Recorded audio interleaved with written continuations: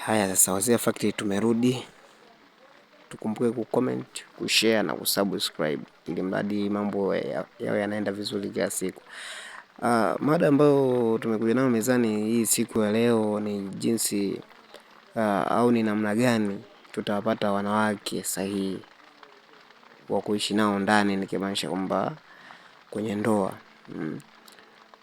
Hapa kuna hawa wanawake watatu hawa wanaongea fact sana, sijajua kama watu wamewafuatilia kwa ukaribu zaidi na kwa umakini au vipi, lakini kwa muda huu na saa hii hapa twende tukawasikilize, tutakutana kwenye comment kama wanafaa au hawafai.